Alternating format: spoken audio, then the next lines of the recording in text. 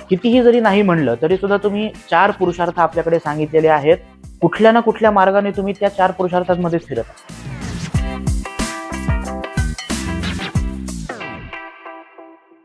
आज आपल्याबरोबर आहे सौरभ कुलकर्णी.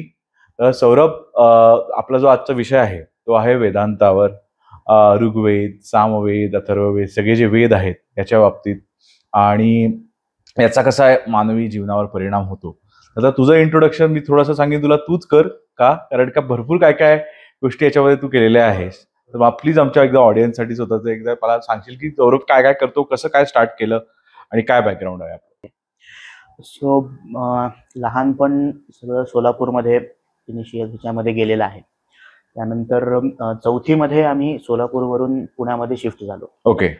आणि आमच्या म्हणजे माझी मदर साईड जी आहे त्यांचे एक गुरु आहेत आप्पा बाबा म्हणून. बर. जे की धाराशिव जे आहे हा, तिथे रुईभर म्हणून एक खेडेगाव आहे. बर. त्या खेडेगावामध्ये त्यांचं तिथे मंदिर वगैरे आहे. सो त्यांनी सांगितलं म्हणून मला ह्या वैदिक क्षेत्रामध्ये टाकण्यात आलं.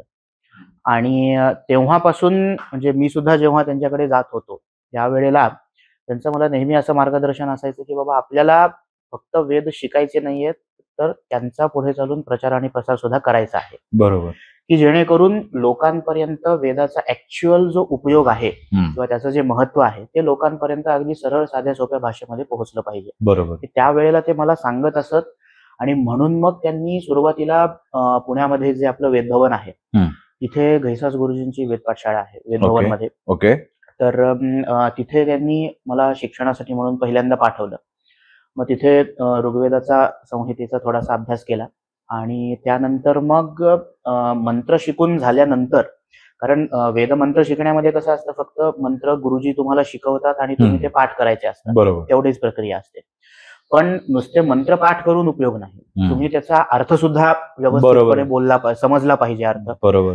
तेव्हाच त्या मंत्रांचा खरं जे तात्पर्य आहे किंवा मंत्र जे ऋषींनी मंत्र जे पाहिले त्यांचा खरं जे टार्गेट आहे ते त्याच वेळेला कम्प्लीट होऊ शकेल ज्या वेळेला तुम्ही त्यांचा अर्थ समजाल. बरोबर. आणि त्याचा प्रॅक्टिकल लाईफमध्ये तुम्ही डे टू डे लाईफमध्ये जेव्हा तुम्ही त्यांना अप्लाय कराल तेव्हा त्याचा खरा उपयोग आहे. बरोबर. कारण पूर्वी ऋषी हीच गोष्ट ऍक्च्युअल मध्ये करत होते. म्हणून मग अर्थ पण समजला पाहिजे यासाठी म्हणून परभणीमध्ये आचार्य वेदशास्त्र पाठशाळा म्हणून आहे. इथे प्रमोद शास्त्री कुलकर्णी म्हणून आमचे गुरुजी आहेत. जे की महाराष्ट्रामध्ये अद्वैत वेदांत परंपरागत पद्धतीने शिकवणाऱ्या काही मोजक्या 2-3 लोकांपैकी ते एक आहेत. हा, म्हणून मग तिथे पाठवण्यात आलं मला. आणि त्यानंतर तिथे संस्कृत बेसिक पासून आम्ही सुरुवात केली. त्याच्यामध्ये काही काव्यामध्ये रघुवंश, किरातार्जुनीयम, पंचतंत्र वगैरे शिकवलं. त्यानंतर मग शास्त्रामध्ये म्हणजे मला ऍक्च्युली फार शास्त्र वगैरे काय आहे हे काही कल्पना नव्हती. परंतु म्हणजे योगायोग असे घडत गेले की इकडून घैसास गुरुजींकडून निघालो, मग तिकडे परभणीला पाठवलं गेलं. तिकडे गेल्यानंतर ते जे शिकवतील ते शिकायचं. पण तेव्हा ते शिकत असताना हा मला प्रश्न होताच की मग आता मी जे वेदाध्ययन जे मी केलेलं आहे त्याचा इथे तसा काहीच उपयोग होत नाहीये किंवा त्याचा तसा काही अभ्यास वगैरे काही होत नाहीये. मग आता जे शिकतोय त्याचा नेमका उपयोग काय किंवा त्याचा नेमका अर्थ काय आहे हे समजण्यासाठी मला 12 वर्ष लागले. ओके. हा, म्हणजे गुरुजींनी मला जे शिकवलं अद्वैत वेदांत दर्शन तो तर पूर्णपणे वेगळा भाग आहे. पण एक्झॅक्टली शिक्षणाचा उद्देश काय असायला हवा हा आप्पाबाबांनी जो माझ्यासाठी बघितलेला होता माझ्या गुरुंनी तो उद्देश, त्याच्यानंतर घैसास गुरुजींकडून मी जे वेद शिकलो ते आणि प्रमोद शास्त्रींनी मला जे शिकवलं तो भाग, ह्या सगळ्यांचं कंबाईन करून एक्झॅक्टली मी काय शिकलो हा विषय जेव्हा मी आता विचार करतो तेव्हा असं लक्षात येतं की ज्या वेळेला हे गुरुतत्व तुमच्या मागून तुमच्या पाठीमागे असतं त्यावेळेला तुम्हाला खूप प्रमाणामध्ये त्याचा उपयोग होत असतो. आणि आमच्या गुरुजींनी सुद्धा प्रमोद शास्त्रींनी सुद्धा फक्त अद्वैत वेदांत दर्शन अशा पद्धतीने नाही, त्याच्यामध्ये मग कसं आपल्याकडे षडदर्शनं आहेत, 6 प्रकारची दर्शनं आहेत. आस्तिक दर्शनं 6 आहेत आणि नास्तिक दर्शनं 6 आहेत. हा, त्याच्या दर्शन म्हणजे जगण्याचा दृष्टिकोन शिकवणारी शास्त्र, त्याला आपण बेसिकली दर्शन असं म्हणतो. ओके. मग ही जी दर्शनशास्त्र आहेत त्याच्यामध्ये वेदांत दर्शन हा एक त्याच्यातलं एक फक्त छोटंसं शास्त्र आहे. परंतु ह्याचा जो विषय आहे तो खूप मोठा असल्यामुळे आणि त्या वेदांत दर्शनाने ज्या पद्धतीने माणसाच्या जीवनाला कनेक्ट केलेलं आहे, बरोबर, त्या पद्धतीने इतर दर्शनशास्त्र अजून तेवढ्या प्रमाणात करू शकलेले नाहीयेत. बरोबर. हे सगळं मला त्या 12 वर्षाच्या कालावधीमध्ये लक्षात आलं.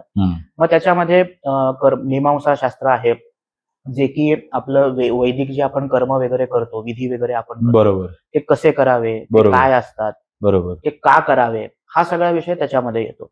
मग न्यायदर्शन आहे, ज्याच्यामध्ये परमाणू किंवा गुरुत्व हे जे सगळे जे विषय आता लोकांना वाटतं की पाश्चात्यांकडून आपल्याकडे आलेले आहेत, करेक्ट, हे सगळे विषय ऍक्च्युअली त्या शास्त्रामध्ये तिथे सांगून ठेवलेले आहेत. हे तेव्हा लक्षात आलं. बरोबर.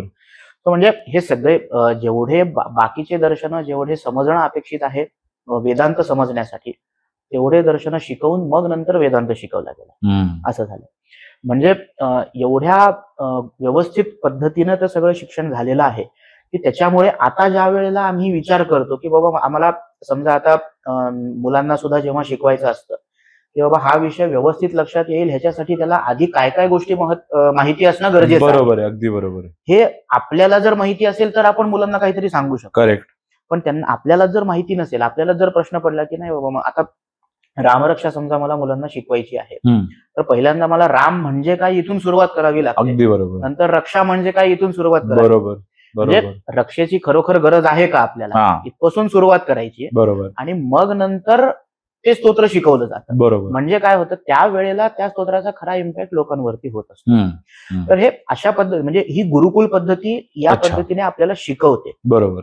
जेव्हा की मनुष्य हा आपल्या प्राचीन पद्धतीमध्ये जेव्हा शिकलेला असतो, मीच असं नाही, जे लोक प्राचीन पद्धतीमध्ये शिकलेले आहेत त्या सगळ्यांचा दृष्टिकोन हा या एका बाबतीमध्ये मात्र समान असतो की म्हणजे एक छोटंसं वाक्य असतं, आपण त्याला सूत्र असं म्हणतो. बरोबर. त्या सूत्राला घेतात ते लोक, त्या सूत्राचा अर्थ सांगायला सुरुवात करतात. मग त्या एका सूत्राच्या संदर्भामध्ये चांगले लोक काय म्हणतात, चांगले लोक इन द सेन्स आस्तिक लोक काय म्हणतात, नास्तिक लोक काय म्हणतात, त्यांचा सगळ्यांचा दृष्टिकोन, त्यांच्यामध्ये जे मतभेद आहेत त्या प्रत्येक मतभेदाचा ह्या गोष्टीबद्दलचा दृष्टिकोन, बरोबर, एवढं सगळं बोलून त्यांच्या प्रत्येकाच्या मतभेदांमधला फरक वगैरे सगळ्या गोष्टी सांगून मग नंतर तो एक सूत्र शिकवण्यासाठी एवढे कष्ट घेतले जातात आपल्या पारंपरिक पद्धतीमध्ये. ओके. हा. सो म्हणजे तुमची बॅकग्राऊंडची भूमिका जेवढी व्यवस्थित तयार असेल त्याच्याच वरती तुम्ही कुठलाही अवघड विषय शिकवण्याची तुमची पात्रता त्यावेळेला तयार होऊ शकते, जेव्हा तुमचे बेसिक्स क्लिअर असतील तेव्हा. बरोबर. ते बेसिक्स क्लिअर करण्याची जी आपली पद्धती आहे ती अशा पद्धतीची आहे. आणि त्यामुळे माझ्या शिक्षणामध्ये पहिल्यांदा बेसिक्स क्लिअर करण्यामध्ये जास्त वेळ गेला. करेक्ट. कारण संस्कृत भाषा हे ह्या सगळ्यांचं मूळ आहे. बरोबर.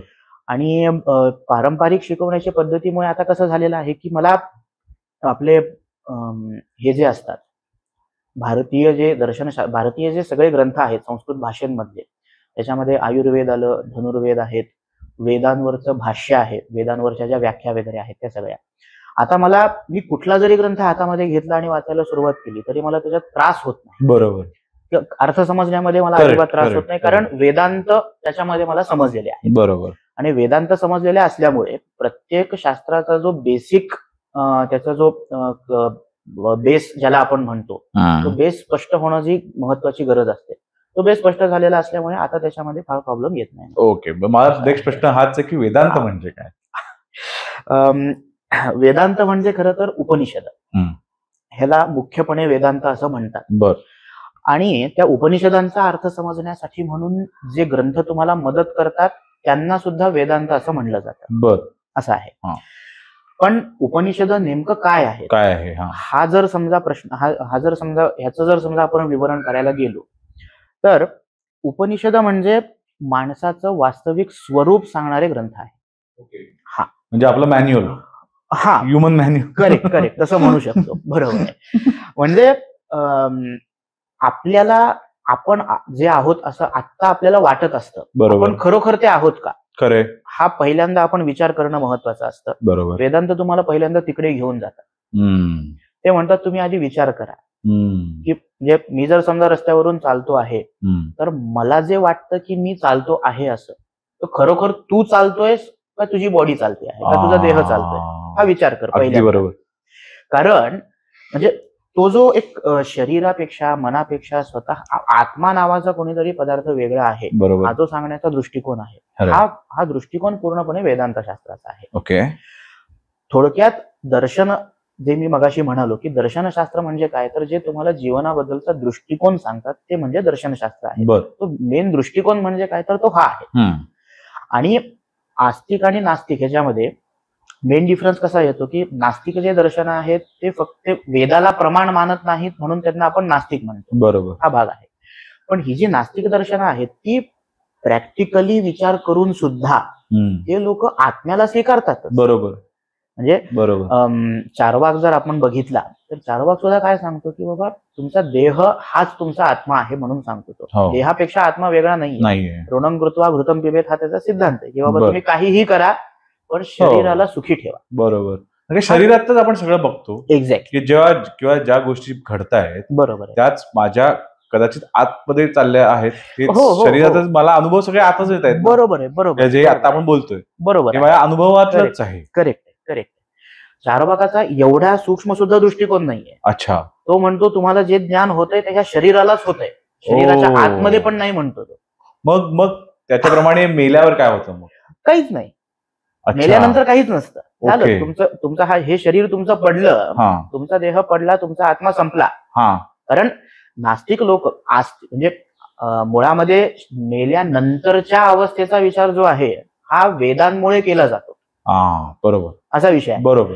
नास्तिकांच्या दृष्टिकोनातून देह पडल्यानंतर काही विषय. अच्छा. म्हणजे नास्तिकाप्रमाणे तू म्हणतोय. आणि आस्तिकाप्रमाणे बौद्धांच्या दृष्टिकोनातून देहापेक्षा ज्ञान हे थोडस वेगळं आहे. बरोबर. जे की आतमध्ये असतं आणि ज्ञान म्हणजेच आत्मा आहे असं बौद्ध लोक स्वीकारतात. तो वेगळा भाग आहे. पण वेदांत दर्शन जे आहे, वेदांत दर्शन हे ह्याच्याही पेक्षा पलीकडे जाऊन मग ह्याच्यामध्ये आपण कसं स्वीकारतो की मोक्ष प्राप्त होणे ही जी अवस्था आहे ही अवस्था ती एका जन्मामधली नाहीये. बर. हा महत्वाचा. एका जन्मामध्ये कुठलीच गोष्ट शक्य नसते. विचार करण्यासारखी गोष्ट आहे की आज आपण जे सक्सेसफुल बिझनेसमॅन वगैरे लोक बघतो, बरोबर, यांच्याकडे नवीन म्हणजे पहिली जी जनरेशन आहे जी आता बिझनेसमध्ये एंटर होते आहे, करेक्ट, त्या लोकांच्या पेक्षा जास्त सक्सेसफुल लोक जे परंपरागत पद्धतीने बिझनेस करत आलेले आहेत ते लोक आहेत. टाटाज आहेत, अंबानीज आहेत, सगळे प्रसिद्ध आहेत.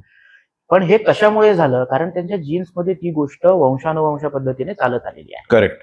हे जसं आता हे आपण वंश परंपरेच्या दृष्टिकोनातून बघितलं, पण जेव्हा एकच आत्मा हा अनेक जन्म घेतो हे आपण सांगतो, बेसिक आपलं वेद सिद्धांत जो आहे तो सगळा याच गोष्टीवरती विचार करणार आहे. मग त्याच्यामध्ये तुम्ही स्वतःमध्ये इन्व्हेस्टमेंट करून कशा पद्धतीने तुम्ही चांगलं स्वतःपासून आउटपुट कशा पद्धतीने काढू शकता, बरोबर, हा विचार करण्याचा महत्वाचा दृष्टिकोन आहे वेदांताचा पूर्णपणे. मग तुम्ही ते करत असताना तुम्ही या जन्मामध्ये आहात, मग तुम्ही या जन्मात नेमकं काय गोष्टी केल्या पाहिजेत की जेणेकरून तुमचा पुढचा जन्म चांगला होईल. बरोबर बरोबर. चांगला म्हणजे चांगल्या लोकांमध्ये, चांगल्या समाजामध्ये, चांगल्या घरामध्ये, चांगल्या आई वडिलांच्याकडे, ह्या सगळ्या गोष्टी. बरोबर. हा, मग हे चांगलं म्हणजे फक्त स्वभाव वाईज असं नाही. हे चांगल्या गोष्टीमध्ये तुमचं ऐश्वर येतं, आर्थिक दृष्टिकोनातून वगैरे सगळ्याच गोष्टी आहेत. हे जे चांगलं जन्म येणे हा जो भाग आहे, लोकांना वाटतं हा जन्म माझा कसा काय खराब झाला, हा महत्वाचा प्रश्न असतो प्रत्येकाला. की वाईट वाटत असतं, मान्य की बाबा अशी परिस्थिती का आहे माझ्या बाजूला, बरोबर, असं हे कशामुळे आहे, अशा लोकांसोबत ट्रबल. एक्झॅक्टली. त्याचं उत्तरच मुळामध्ये हे असतं की तुम्ही मागच्या जन्मामध्ये तुम्ही व्यवस्थितपणे वागलेले नाही आहात. बरोबर.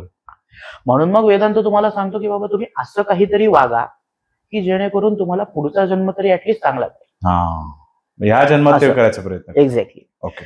मग हा फक्त जगाकडे बघण्याचा दृष्टिकोन किंवा तुम्ही कसं वागावं याच्याबद्दलचा दृष्टिकोन झाला. अशा पद्धतीने जेव्हा तुम्ही हळूहळू एक एक पायरी वर चढत जाता, तेव्हा कुठे जाऊन मग तुमच्याकडे जे योगशास्त्रांमध्ये वगैरे सांगितलेले जे सिद्धी आणि वगैरे सिद्धी वगैरे ज्या गोष्टी आहेत, ह्या सगळ्या गोष्टी त्या आपण विचार सुद्धा करू शकत नाही, इतक्या नेक्स्ट लेवलला त्या सगळ्या गोष्टी चालत असतात. असं होतं.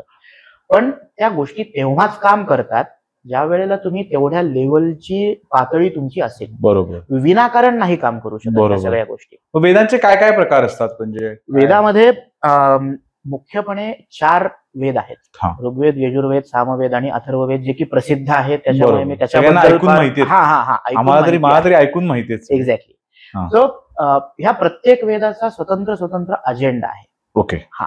प्रत्येक वेद जो आहे हा आपल्या भारतीय संस्कृतीच्या एकेका भागाला सांगतो. थोडं आमच्या व्ह्यूअर्ससाठी एक वेद तू थोडंसं समजवलंस तर. नक्कीच.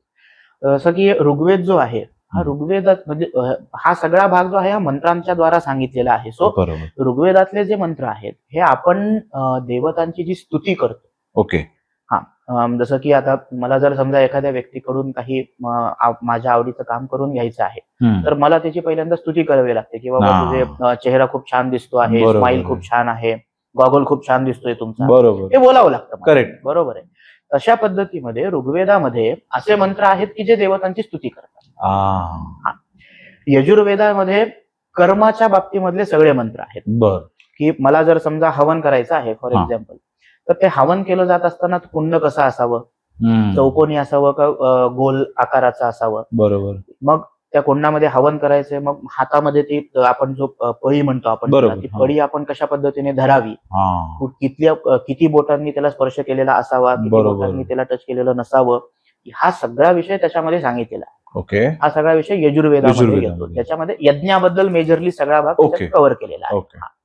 त्यानंतर सामवेदामध्ये गायन केलं जातं, म्हणजे जी स्तुती केली जाते. जे ऋग्वेदातले जे मंत्र आहेत त्यांनाच त्या मंत्रांच्या बेसवरती जेव्हा गायन अप्लाय केलं जातं तेव्हा त्याला सामवेद असं म्हणतात. ओके. त्याच्या काही ठराविक एक्झॅक्टली तो सिंगिंग रिलेटेड आहे. आणि जे की मेजरली फोकस करतं ते म्हणजे गायनावरती, गायनाच्या द्वारा देवतांची स्तुती करणे. असं जसं आपण भक्तिगीते वगैरे त्या पद्धतीने. आणि अथर्ववेद हा जो भाग आहे, अथर्ववेदामध्ये मात्र प्रोटेक्शनच्या दृष्टिकोनातून सगळ्या गोष्टी सांगितलेल्या आहेत. ओके. प्रोटेक्शन म्हणजे कसं की आता ह्याच्यामध्ये काही लोक असं म्हणतील की बाबा आम्ही ह्या गोष्टी मानत नाहीत वगैरे, परंतु एक शत्रूंपासून जर समजा आपल्याला संरक्षण हवं असेल तर मेजरली ज्या गोष्टी शत्रूंपासून संरक्षण करण्याच्या दृष्टिकोनातून ज्या सांगितलेल्या आहेत, जे विधान, जे यज्ञ कर्म वगैरे, तो सगळा विषय आहे तो आपल्याला अथर्ववेदामध्ये बघायला मिळतो. ओके. औषधींच्या बाबतीमध्ये प्रचंड प्रमाणामध्ये ज्ञान अथर्ववेदामध्ये अवेलेबल आहे. ओके. ओके. मग ते त्या पद्धतीमध्ये ते सगळं ज्ञान तिथून येतं. बरोबर. आणि वेदांत जो भाग आहे हा वेदांत म्हणजे उपनिषद हा प्रत्येक वेदामध्ये असणारा भाग आहे. म्हणजे आतापर्यंत जे आपण विषय बघितले हा प्रत्येक वेदाचा एक स्वतंत्र विषय आहे ज्याच्याबद्दल तो वेद त्या विषयामध्ये सांगतो. बरोबर. पण वेदांत म्हणजे उपनिषद हा जो भाग आहे हा प्रत्येक वेदामध्ये एकमेव असा भाग आहे जो कंटिन्युअसली येतो. ओके. ओके. ज्याच्यामध्ये हे आम्ही म्हणजे ऋग्वेदानुसार आम्ही भेदभाव करत नाही, यजुर्वेदानुसार भेदभाव होत नाही. आमचं म्हणणं आहे की बाबा सगळ्या वेदांच्या मध्ये जे तत्वज्ञान सांगितलेलं आहे ते एकच आहे, असं आहे. मग मेजरली डिफरन्स होतो तो कसा होतो, तर प्रत्येक वेद हा 3 भागामध्ये अर्थाचं विवरण करत असतो. पहिला भाग आहे तो म्हणजे की कर्म मार्ग, दुसरा आहे तो उपासना मार्ग आणि तिसरा म्हणजे ज्ञान मार्ग. असं आहे. कर्म मार्गामध्ये आता जे मी प्रकार सांगितले तो सगळा विषय कर्म मार्गामध्ये येतो. उपासनांच्या मध्ये कसं असतं की ज्या देवता सांगितलेल्या आहेत त्यांचं तुम्ही म्हणजे त्यांची तुम्ही जेव्हा पूजा करता जेव्हा त्यांच्यासाठी जेव्हा तुम्ही यज्ञ वगैरे करत असता त्यावेळेला तुमचं मन हे त्या देवतेच्या सोबत एकरूप झालेलं असलं पाहिजे. बरोबर. हा भाग सगळ्यात महत्वाचा. बरोबर. या ज्या उपासना आहेत मग त्याला आपण उपासना हा शब्द प्रयोग करतो. आधुनिक लोक जेव्हा आपण देवतेच्या जवळ बसतो किंवा उपआस, ह्याला उपास हा शब्द प्रयोग आहे आणि त्यालाच पुढे चालून उपासना असं बोललं गेलेलं आहे. बरोबर. पण ही जी उपासना आहे ही उपासना तेव्हाच होऊ शकते ज्या वेळेला तुमचं मन हे त्या देवतेच्या जवळ असेल. परत एकच मला प्रश्न आहे, नेहमीच मला प्रश्न येतो. आता कसं आहे, आपल्या साधारण देवाघरात भरपूर देव असतात. हो. साधारण मूर्ती किंवा असं मी माझं बघितलं, वडिलांचंही बघितलंय. बरोबर. हनुमान आहेत, गणपती आहेत, सगळे आहेत, अन्नपूर्णा देवी. बरोबर. जेव्हा तू असं म्हणतोस की एका देवाला आपली उपासना, मग जर सपोज आता मी जर शंकराचं करतो मग माझं मन त्या याच्याने व्हायला पाहिजे का काय, कसं असतं म्हणजे हे जर असं एक सांगशील थोडंसं, आणि पूजेचं महत्व जरा याच्यात आपण नक्की काहीच विषय नाही. कसं आहे की आपण जेव्हा पूजा करायला सुरुवात करतो पहिला आणि सगळ्यात महत्वाचा विधी असतो तो म्हणजे ध्यान. बर. की ती देवता नेमकं काय आहे, तिने कपडे कुठले घातलेले आहेत, तिने मेकअप काय केलेला आहे, त्याच्या हातामध्ये कुठले पदार्थ आहेत, या सगळ्या गोष्टींचं वर्णन येतं. बरोबर. समजा आता आपण विष्णूंचं उदाहरण घ्यायला गेलो, विष्णूची पूजा समजा आपण करायला बरोबर. गेलो, तर त्या विष्णूच्या पूजेमध्ये आपण ध्यान करत असताना शांताकारम भुजगशयनम पद्मनाभम सुरेशम बरोबर. विश्वाधारम गगनसदृशम मेघवर्णम शुभांगम वगैरे वगैरे आपण सगळा श्लोक म्हणतो. हा श्लोक म्हणत असताना आत्ताच्या काळामध्ये कसं होतंय, लोक नुसतं श्लोकच म्हणतात. ऍक्च्युली ते शब्द उच्चारले जात असताना तुमच्या डोक्यामध्ये ती कल्पना आली पाहिजे की ते खरोखर शांत आहे. बरोबर. शांताकारम जेव्हा तुम्ही म्हणता त्यावेळेला भगवान विष्णू हे शांत स्वरूपामध्ये आहेत. ते प्रसन्न शांत स्वरूप कसं असतं हे त्याच्या म्हणजे शांताकारम समजण्यासाठी पहिले शांत स्वरूप काय असतं हे समजणं गरजेचं आहे. बरोबर. तेव्हा तुम्ही शांताकारमची इमॅजिनेशन तुम्ही करू शकता. तसंच मग पुढे भुजगशयनम, भुजग म्हणजे नाग, नागावर मग नागावर जे झोपलेले आहेत, शेषशाही एक्झॅक्ट, शेषनागावरती जे झोपलेले आहेत ते. मग पद्मनाभम, ज्यांच्या नाभी कमलामधून पद्म म्हणजे कमळ बाहेर आलेला आहे, ज्यांच्या नाभीमधून कमळ बाहेर आलेला आहे ते म्हणजे भगवान विष्णू असे आहेत. भगवान विष्णू, मग तो कमळ तुम्ही इमॅजिन केला पाहिजे तिथे. करेक्ट. तर तुमचं ते ध्यान व्यवस्थित होतं. पूजा जी आहे बेसिकली ही अशा प्रकारची जी कल्पना आहे ही तुमच्या मनामध्ये पहिल्यांदा तयार झाली पाहिजे. बरोबर. आणि मग नंतर तुम्ही तिची पूजा करत आहात असं आहे. ते सान्निध्य तुमचं ते तुम्हाला तेवढं फील होणं गरजेचं असतं. करेक्ट. आणि मग नंतर मग तशा प्रकारची ती जी देवता तुमच्या मनामध्ये आलेली आहे, मग तिचं तुम्ही स्वागत करता, तिला पाय धुवायला देता, तिचे हात धुवायला देता. आता आपण बरोबर लोकांना आपल्या घरी पाहुणे आल्यानंतर आपण जसं पाणी वगैरे प्यायला देतो तसं तुम्ही त्यांना पाणी प्यायला देता. पूर्वीच्या काळी या पाणी प्यायला द्यायच्या पद्धतीला आचमन असं म्हणायचं. बरोबर. मग ते आचमनाची पद्धती एक्झॅक्टली ते आपण करतो. मग ते आचमन दिलं जातं. आचमन वगैरे देऊन झाल्यानंतर मग स्नान घातलं जातं. मग त्याच्यामध्ये मग नुसतं स्नान नाही घालायचं, मग पंचामृत असं. मग ते पंचामृतामध्ये पंचामृत घेण्याचं पण कारण हे आहे की ते 5 प्रकारचे अमृत आहेत. ते अमृत म्हणजे असं असतं की मृत म्हणजे जे लवकरात लवकर ज्याची सगळी शक्ती नष्ट होते लवकरात लवकर, ते म्हणजे मृत असतं. किंवा जे कुणाला एनर्जी देऊ शकत नाही त्याला आपण मृत असं म्हणतो. बरोबर आहे. अमृत म्हणजे असा पदार्थ आहे की ज्याला जो कधीही एनर्जी द्यायचं थांबवू शकत नाही. ओके. त्याला आपण अमृत हा शब्द प्रयोग केला. बरोबर. तसे हे 5 प्रकारचे अमृत आहेत. म्हणून कारण ते 5 प्रकारचे अमृत आपण त्यांना ह्याच्यामुळे म्हणतो कारण ते कायम एनर्जी देण्याचं काम करतात असं आहे. करेक्ट. म्हणून त्यांना आपण पंचामृत असं म्हणतो. आपण त्याच्यामध्ये आयुर्वेदाचा दृष्टिकोन जर आपण बघितला तर तुम्ही ह्याच पंचामृताचं एका विशिष्ट प्रमाणामध्ये जर समजा तुम्ही त्याचं घेऊन रोज जर समजा त्याचं सेवन केलं तर तुमचं आयुष्य वाढतं हे आयुर्वेदामध्ये सांगितलं. आणि पोटासाठी पण खूप चांगलं असतं. खूप चांगलं असतं. मग हीच गोष्ट ज्या वेळेला तुम्ही देवाला का द्यायचं, मेन प्रश्न तिथे आहे. बरोबर. ह्या सगळ्या गोष्टी देवासाठी म्हणून का करायच्या, तर आपण जी मनामध्ये जी आपण ती कल्पना केलेली असते त्या देवतेची, त्या देवतेलाच आपण समोरच्या मूर्तीमध्ये प्रतिबिंबित करतो. बरोबर. म्हणजे आपल्या मनामधल्या मूर्तीला आवाहन जेव्हा आपण करतो तेव्हा त्या मनामधल्या कल्पनेला आपण समोरच्या मूर्तीमध्ये आवाहित करतो. त्याच्यावर सगळे उपचार केले जातात. म्हणजे इनडायरेक्टली आपल्या आत्म्यावरती हे सगळे उपचार होत असतात. असं आहे. डीप सायंटिफिक करेक्ट आहे. एक्झॅक्टली. आणि नंतर जाऊन जेव्हा सगळी पूजा आपली संपते, म्हणजे आरती प्रसाद वगैरे वगैरे सगळं होऊन जेव्हा संपतं सगळं, त्यानंतर त्या मूर्तीला, त्या कल्पनेला, त्या ध्यानाला, त्या देवतेला परत आपण आपल्या मनामध्ये स्थापित करतो. सो स्वतःला एनर्जाइज करण्याचा याच्यापेक्षा दुसरा कुठलाही मार्ग असूच शकत. बरोबर. एवढा सोपा. बरोबर. अच्छा. म्हणून सांगितलं जातं की रोज सकाळी उठल्यानंतर पूजा करा. असं आहे. मग आता इथे वेदांत कसा कामाला येतो, तर वेगवेगळ्या, समजा आता माझ्या घरामध्ये 10 देव आहेत, विष्णू, शंकर, मारुती, गणपती वगैरे वगैरे वगैरे. पण मला जर समजा आता मी विष्णूची पूजा सुरुवात केली आणि मग बाकीच्या देवतांचं मी ध्यानच केलं नाही, बरोबर, मग कसं चालायचं? मग त्यांना वाईट वाटेल. बरोबर. हा संशय असतो नॉर्मली. एक्झॅक्टली. मग मी त्यांच्यासोबत भेदभाव करत नाही का? किंवा पूजा केली जात असताना सुद्धा मग विष्णूला फक्त 10 वेळेस पाणी घालायचं, बाकीच्या देवतांना 2-2 वेळेसच घालायचं का?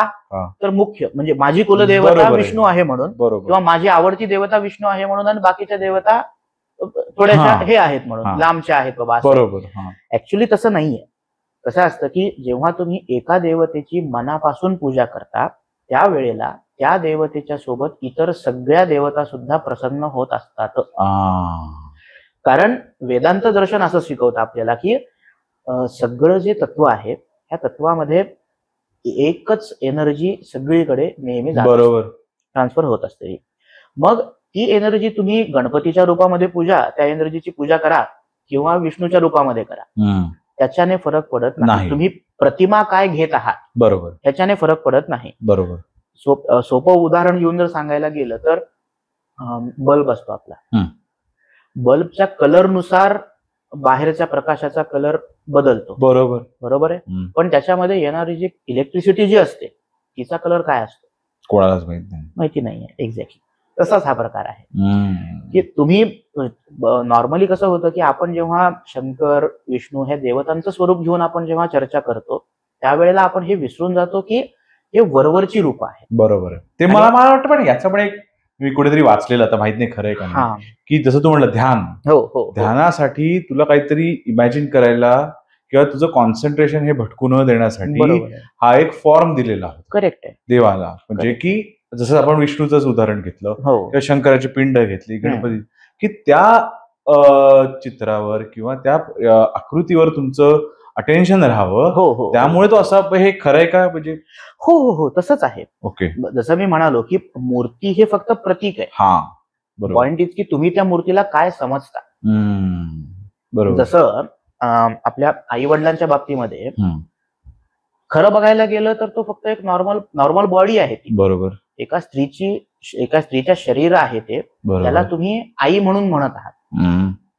प्रश्न तिथे येतो की जेव्हा तुम्ही त्याला काय समजता, काय मानता. एकाच देहाला ज्या वेळेला त्या स्त्रीचा जो कोणीही नवरा असेल, तुमचे जे बाबा असतील ते तिला बायको म्हणून समजतात, तिची सासू असेल ती तिला सून म्हणून समजते, बरोबर, तिची बहीण असेल ती तिला बहीण म्हणून समजते, तुम्ही तिला आई म्हणून संबोधिता. पण या सगळ्या प्रक्रियांच्या मध्ये तिचं मातृत्व हा जो भाग आहे हा भाग सगळ्यात पूजनीय ठरतो. बरोबर. म्हणून समोर काय आहे ह्याच्यापेक्षा तुम्ही त्याला काय समजता हा भाग खूप महत्वाचा आहे. आणि हा दृष्टिकोन तयार करण्याचं जे काम आहे ते वेदांत शास्त्र करतं. खूपच छान समजवलंयस तू. म्हणजे मला आता तर इतके प्रश्न आले आहेत ना, पण आपण थोडंसं ते अवॉइड करून आपण मूळ प्रश्नांकडे नक्कीच. जेव्हा आपण वेदांत ऐकतो तेव्हा शंकराचार्य यांचं नाव घेतल्याशिवाय मला तर वाटत नाही की वेदांत हा पूर्ण होऊ शकतो. तर काय कसं हे समीकरण, काय शंकराचार्यांचं काय महत्व होतं आणि वेदांतांना ते कसं काय म्हणजे कनेक्शन हे कसं झालं? कारण का आपण ऐकतो खूप वेळा पण आपल्याला माहिती काहीच नाही. बरोबर आहे. शंकराचार्य हे त्यांचा जो जीवनाचा कालावधी आहे मुळामध्ये ज्या परिस्थितीमध्ये त्यांचा जन्म झालेला आहे ती परिस्थिती समजून घेणं हा भाग खूप महत्त्वाचा. बरोबर. जसं म्हणजे पूर्वी असं होतं की बौद्धांचं तत्वज्ञान खूप प्रचारामध्ये होतं. त्याला कुमारील भट्टांनी खूप छान पद्धतीमध्ये उत्तर वगैरे दिलं आणि मग त्याच्यामध्ये म्हणजे मीमांसा शास्त्र जे आहे ते त्या वेळेला तिथे जास्त भारतामध्ये त्याचा प्रचार खूप जास्त होता. कुमारील भट्टांनी मीमांसा शास्त्राचा प्रचार वगैरे करून बौद्धांना पलीकडे पाठवून दिलेलं होतं ऑलरेडी. बरोबर. पण विषय असा होत होता की कर्म मार्गामध्ये सुद्धा आपल्याकडे 5 महत्वाचे संप्रदाय आहेत.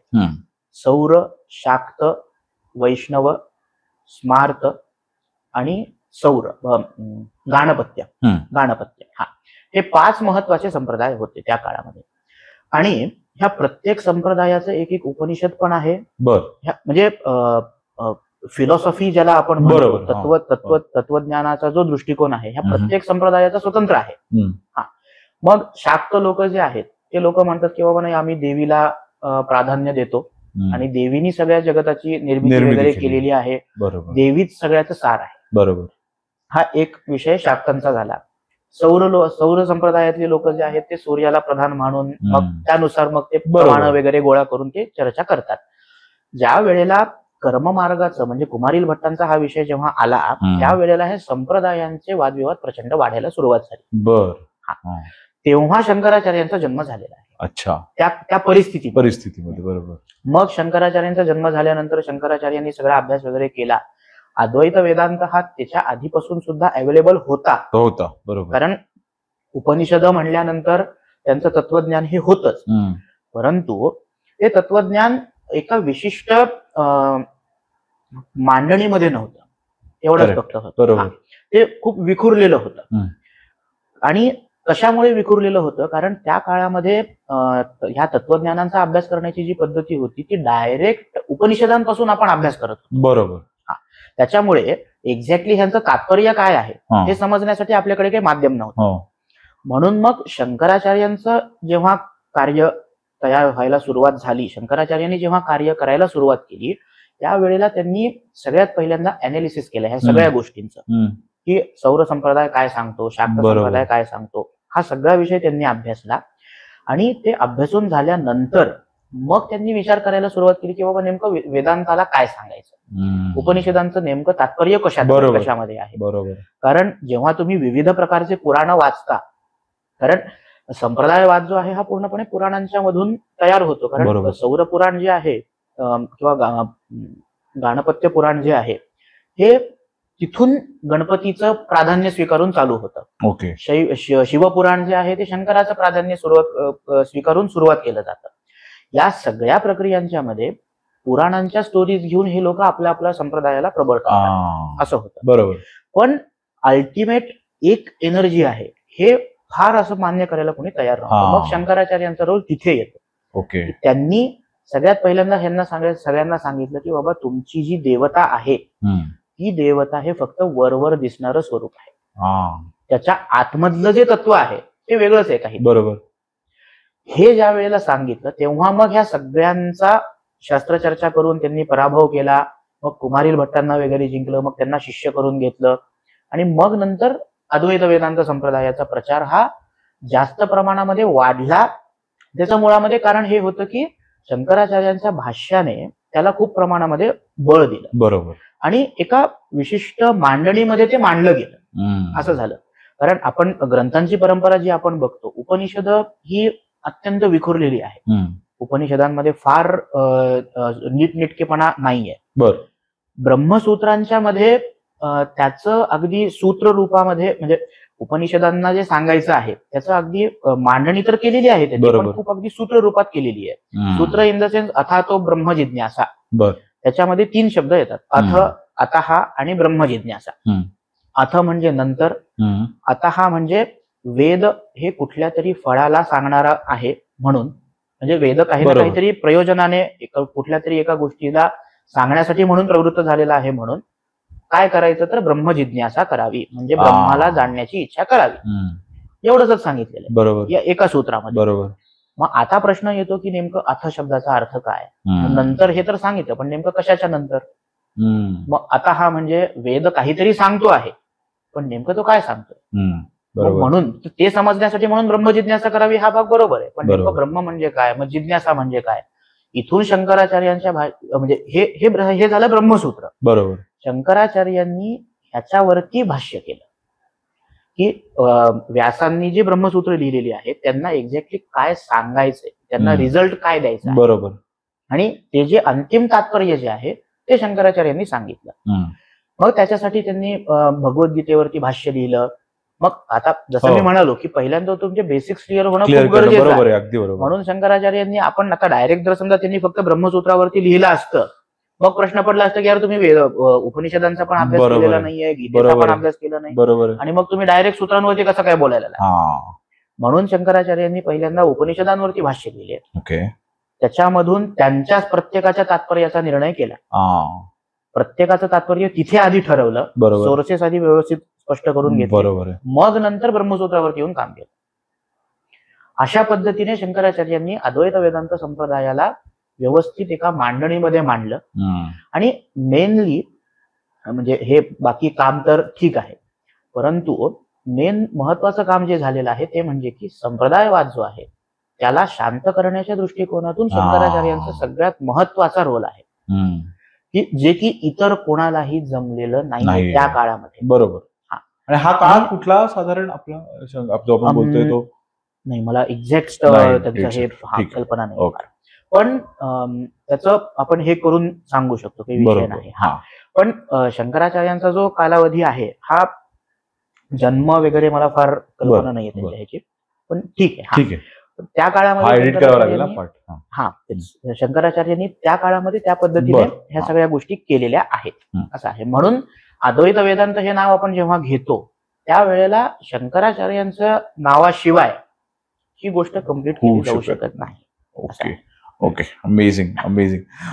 तसं हिंदू धर्म म्हणतो आपण, सनातन धर्म, ठीक आहे. तर हा कसा आणि किंवा आपल्या धर्माला सनातन ठेवण्याचा वेदांताचा काय रोल आहे बेसिकली मेन, आणि का? आणि अजून याचा एक अंडरलाईन प्रश्न असा आहे की जर हे सगळं आपल्याकडे वेदांत आणि हे सगळं होतं, मग हे आपल्या शिक्षणचर्येत किंवा आपल्या शाळेमध्ये हे आपल्याला का नाही शिकवलं जात? हा फार एक माझा पर्सनल प्रश्न आहे याच्यात. Okay okay okay. पहिला जो प्रश्न आहे त्याला आपण आधी बघूया, मग नंतर इकडे जाऊया. की सनातन धर्म जो आपण म्हणतो, सनातन शब्दाचा अर्थ असा आहे की जे कधीही म्लान होत नाही. म्लान होत नाही म्हणजे जे कधीही असं हताश म्हणू शकतो किंवा शिळ होत नाही. जो पदार्थ कधीही शिळा होत नाही त्याला आपण सनातन असा शब्दप्रयोग आहे. जे सदैव नूतन राहतं त्याला सनातन म्हणतात, असं आहे. मग हे नेमकं असं काय आहे जे सदैव नूतन राहतं? तर ज्ञान जे आहे, हे ज्ञान तत्व, जे तत्व आहे, सत्य हे जे आहे ते सदैव नूतन राहणारं तत्व आहे. बरोबर.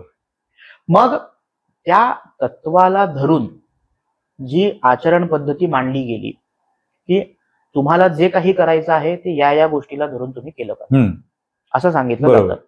मग त्याच्यानुसार मग सगळे आपल्याकडे आचरण पद्धती मांडली गेली. सगळे पूजा वगैरे वगैरे सगळे जे प्रकार आहेत किंवा हे या पद्धतीने करावं हे जे आपल्याला आपले पूर्वज सगळे सांगत होते, त्या सगळ्या प्रक्रियेमध्ये काय गोष्टी अशा होत्या नेमक्या की ज्या गोष्टी केल्यानंतर आपला धर्म हा नेहमी सनातन राहू शकतो असं आपण म्हणतो. तर त्या गोष्टी काय होत्या? तर तुम्ही नेहमी खरं बोललं पाहिजे. आपल्या उपनिषदांमधून किंवा योगशास्त्रामधून आपण जे यम नियम जे आपण ऐकतो त्यांचं जेव्हा तुम्ही पालन करता त्यावेळेला असं काहीतरी त्याचा परिणाम होतो आहे की जो शिळा होत नाही. बरोबर. की लोकांना असं कधी वाटत नाही की हे आउटडेटेड. आत्ताच्या सुद्धा काळामध्ये आपण जर बघायला गेलो तर लोक म्हणतायत की वेद वगैरे सगळे आउटडेटेड झालेले आहेत. तसा भाग नाहीये. त्यांना माहिती वाचलेच नाही. वाचलेलं नसताना तुम्ही खूप बोलू शकता, काही बोलू शकतात. पण तुम्ही वाचा. वाचल्यानंतर तुम्हाला लक्षात येईल की आपली विचार करण्याची पद्धती जी होती ती कशी होती की आपण जे शब्द उच्चारतो हे शब्द उच्चारले जात असताना आ इ आपण जी सगळी बाराखडी म्हणतो त्या बाराखडीमध्ये सगळ्या एकेका विशिष्ट शब्दाच्या एकेका अक्षराच्या मातृका आहेत. बरोबर. मातृका ह्यांना आपण आपल्या संस्कृतीनुसार जेव्हा म्हणतो तेव्हा त्यांना आपण शक्तिस्थान म्हणतो. बरोबर. त्या सगळ्या आपले सोर्सेस आहेत, हे शक्ती आहेत ज्या की आपल्याला नेहमी ऊर्जा देत असतात. मग आपण जेव्हा शब्द प्रयोग करतो, उच्चारतो, बरोबर, त्यावेळेला हे सगळी स्पंदनं तयार होतात. त्या स्पंदनातून जी एनर्जी तयार होते ती एनर्जी बाहेर काम करत असते. बरोबर. पण त्या एनर्जीला काम करण्यासाठी म्हणून त्या प्रकारचे शब्द आधी तयार केले गेले पाहिजे. मग ते शब्द आजकालचे लोक तयार करतात का? करू शकता का तुम्ही? नाही करू शकत. कारण तुम्ही स्वतःच्या शब्दाला तेवढी किंमतच देत नाही. बरोबर. महत्वाची गोष्ट म्हणजे की तेवढी पॉवर पाहिजे. खरंय. एक्झॅक्टली. आज मोदीजी मेरे प्यारे देशवासियो एक शब्द असतो, एक वाक्य असतं त्यांचं फक्त. खरंय. पण जेव्हा माणसं ते वाक्य ऐकतात एनर्जाइज. एक्झॅक्टली. ते काय कारण आहे त्या गोष्टीचं? ते शब्दांमध्ये ती ताकद आहे. आणि ही जी ताकद आहे ही ताकद परत परत जनरेट केली जाऊ शकते हे सांगण्यासाठी म्हणून वेदमंत्र आहेत. अच्छा. मग ती कशा पद्धतीने केली जावी वगैरे हा सगळा विषय नंतरचा भाग आहे. बरोबर. पण सनातन धर्म जेव्हा आपण म्हणतो त्यावेळेला त्याच्यामध्ये जे तत्व आहे ते कुठलं तत्व आहे? ते ब्रह्मतत्व आहे, ज्याला आपण एनर्जी म्हणून ओळखतो. बरोबर. मग ही एनर्जी तुम्ही शब्दांच्या द्वारा कशा पद्धतीने परत परत परत परत परत परत मॉडिफाईड करून वापरू शकता, त्याचा तुम्ही तुमच्या जीवनामध्ये विविध माध्यमातून कशा पद्धतीने उपयोग करून घेऊ शकता, हा भाग सगळ्यात महत्वाचा आहे. आणि जी की गोष्ट कधीही शिळी होणारी अजिबात नाहीये, म्हणून त्याला सनातन धर्म असं म्हणलं जातं. ओके. असं. दुसरा प्रश्न जो होता की त्याचं आपल्यापर्यंत का नाही आलं, त्याच्यामध्ये खूप गोष्टी आहेत खरं तर. एकतर काळाचा प्रभाव म्हणू शकतो आपण त्याला, आणि नंतर जे आपल्यावरती सतत आक्रमणं वगैरे जी होत गेली, त्या आक्रमणांच्या मध्ये सुरुवातीला मुघलांचं आक्रमण झालं, नंतर त्याच्यावरती एक्झॅक्टली मराठ्यांनी त्याला बऱ्यापैकी डिफेंड केलेलं होतं मुघलांना. पण नंतर परत जेव्हा ब्रिटिशांचं वगैरे आक्रमण झालं, त्यावेळेला कसं झालं की ह्या सगळ्या ह्याच्यामध्ये म्हणजे ह्याच्यामध्ये मला एक ऍडिशन पॉइंट असा टाकावासा वाटतो, ऍडिशनल पॉइंट, की आत्ता आपण जे जगतो आहोत, आपल्याला आता आपल्या परंपरेचं मूळ माहिती नाहीये, आपल्या संस्कारांचं मूळ माहिती नाहीये. पण आधी स्वातंत्र्याच्या पूर्वीची जी परिस्थिती होती किंवा हे सगळं मुघलांचं आक्रमण वगैरे ज्या काळामध्ये नव्हतं, बरोबर, तेव्हा लोक कसे जगत असतील, हा जर विचार आपण करायला गेलो तर त्याच्यासोबत आत्ताच्या ह्याची सांगड घालायला आपल्याला सोपं जाईल. की म्हणजे आपल्याला लक्षात येईल की नेमकं आता आपण असं काय केलं पाहिजे की बरोबर तेव्हाची जी लाईफस्टाईल होती, ज्याला आपण भारत सोने की चिडिया थी म्हणतो, बरोबर, ती लाईफस्टाईल आता नेमकं कशा पद्धतीने आपण करू शकतो, हे जर समजा केलं तर मधल्या काळात नेमकं काय झालं हे लक्षात यायला आपल्याला मदत होऊ शकते. त्याच्यामध्ये आक्रमणं जी झाली, आपल्याकडचे जे शास्त्री लोक, जे विद्वान लोक होते, हे विद्वान लोक ह्या सगळ्यांसोबत भांडण्यामध्ये एवढे बिझी होऊन गेलेले होते. बरोबर, कारण प्रोटेक्शन, स्वतःच्या शरीराचं जर रक्षण केलं नाही तर मग काय केलं तुम्ही, म्हणून त्याच्यामध्ये सगळेजण बिझी झालेले असल्यामुळे वेदांवरती अभ्यास करणं, वेदाच्या मंत्रावरती अभ्यास करणं, त्याच्यावरती रिसर्चेस करणं, या गोष्टीमध्ये आधीचा जो आपला कालावधी जात होता, तो कालावधी आता जाणं बंद झालं. करेक्ट. कारण ह्या सगळ्या गोष्टीमध्ये आपली व्यस्तता झाली म्हणून. आणि नंतर ब्रिटिशांचं जसं आक्रमण झालं तसं आपली नॉलेज सिस्टीम पूर्णपणे बदलून गेली. बरोबर. त्याच्यामुळे लोकांना कसं वाटलं की नाही, आता आपल्याला त्या गोष्टीचा अभ्यास करायची गरज नाही, असं झालं. डिस्कनेक्टच झालं. एक्झॅक्ट, थोडंफार डिस्कनेक्शन झालं, डिस्कनेक्ट करून टाकलं आपल्याला. आणि ते डिस्कनेक्ट करून टाकलेलं असल्यामुळे आपला जो अर्थ समजून घेण्याची जी जिज्ञासा जी होती, ती अजूनही आहे. पण आता परिस्थिती अशी आहे की आपल्याला त्या गोष्टींची उत्तरं मिळत नाहीयेत. म्हणजे आपण जेव्हा लहान होतो, आपली जनरेशन, त्यावेळेला कसं असायचं की आपल्याला प्रश्न खूप पडायचे. बरोबर. उत्तर द्यायचं कोणी काय नाहीच. एक्झॅक्टली. असं म्हणायचं हा शास्त्र असतं ते, शास्त्र असतं ते. म्हणताना असं म्हणायचं की जेवढं सांगितलं तेवढं करा, सगळीच प्रश्न विचारू नका. एक्झॅक्टली. म्हणजे त्यांना उत्तरं माहिती नसतीलच माहिती. तर आपले जे पूर्वज होते त्यांचं जे जीवन आहे ते कशामध्ये गेलं, तर इंग्रजांसोबत वगैरे लढ्यामध्ये ते युद्ध लढण्यामध्ये त्यांचं जीवन गेलेलं आहे. त्याच्यामुळे त्यांना मे बी माहिती असेलही, पण ते लोकांनी त्यांनी उत्तर देऊ शकले नाही. किंवा ते आपल्या ह्याच्यात असे पण होतं आपल्या संस्कृतीत पूर्वी की व्यापार या दृष्टीने नॉलेज नव्हतं, नाही तसं आता झालेलं आहे. हो, बरोबर ना. पूर्वी कसं होतं की वडिलांपासून मुलाकडे, मुलापासून मुलाकडे, बरोबर, असं ते होतं. काय नॉलेज, काय पद्धती, काय आर्ट फॉर्म्स पण. बरोबर. आपण कधी असं नाही केलं की हा चला याचा आता मी बिझनेस उघडतो, तसं नाही झालं, तसं कधी नाही झालं. एक्झॅक्टली. ज्ञानाला बिझनेस करणं हा आपला दृष्टिकोन कधीच नव्हता. म्हणून आता सुद्धा जे लोक म्हणतात ना की म्हणजे फुकटात मिळणारं जे ज्ञान आहे त्याला काही व्हॅल्यू नसते. ऍक्च्युली तसं नाहीये. आपण त्या काळामध्ये आजही अशी खूप गुरुकुलं आहेत जे स्वतः फ्री मध्ये सगळ्या गोष्टी, म्हणजे विद्यार्थ्यांकडून ते लोक काही चार्ज करत नाही, पण त्यांना ऍडमिनिस्ट्रेशनसाठी जे फंडिंग वगैरे जे लागतं ते इतर सोर्सेस कडून ते लोक घेत असतात. बरोबर. पण ही जी नॉलेज सिस्टीम आपल्याकडे चालू आहे त्याच्यामध्ये नॉलेजसाठी म्हणजे नॉलेजचं कमर्शियलायझेशन करणं हा आपला दृष्टिकोन कधीच नव्हता. बरोबर. पण ते बरोबर आहे का चुकीचं आहे? अत्यंत बरोबर आहे ते. त्याचं कारण असं आहे की आज बघा ना, तुम्ही जे लोक जास्त पैसे देत आहेत त्यांना तुम्ही क्वालिटीच्या नावाखाली फक्त वेगळ्या माहिती तुम्ही फक्त त्यांना प्रोव्हाइड करत, बरोबर, परंतु त्यांना ज्ञान कितपत मिळतंय ह्याच्यावर लक्ष नाहीये अजून सुद्धा. बरोबर. म्हणजे जे लोक क्वालिटीच्या नावाखाली IITs वगैरे वगैरे जाऊन अभ्यास करत आहेत त्या लोकांच्या ज्ञानाची पातळीमध्ये असा किती भर पडतो. बरोबर. आणि सगळ्यात महत्वाची गोष्ट म्हणजे त्याच्या पुढेही जाऊन त्यांना सगळ्यांना एक्सपिरियन्स किती आहे ह्या सगळ्या नॉलेजचा. करेक्ट. आजही म्हणजे इकडून नॉर्मल कॉलेजेसमधून शिकून बाहेर पडलेला मुलगा आणि मोठ्या कॉलेजमधून शिकून बाहेर पडलेला मुलगा, या दोघांच्याही मध्ये जेव्हा दोघेही जण बाहेर पडतात आणि फील्डवरती काम करायला येतात, दोघेही जण म्हणताना सेम वाक्य बोलतात की आम्हाला जे पुस्तकात शिकवलं त्याचा इथे काही उपयोग नाही होत आहे. बरोबर आहे, अगदी बरोबर आहे. मग तुम्ही केलं काय? तुम्ही ज्याला शिक्षण म्हणत आहात आजच्या काळामध्ये, त्याचा जर तिथे काही उपयोग होत नाहीये, मग काय उपयोग? बरोबर. म्हणून शिक्षण पद्धती ही अशी असायला पाहिजे की ज्याच्यामध्ये मुलांना त्या गोष्टीचा त्यांच्या डे टू डे लाईफ मध्ये उपयोग झाला पाहिजे. करेक्ट, अगदी करेक्ट.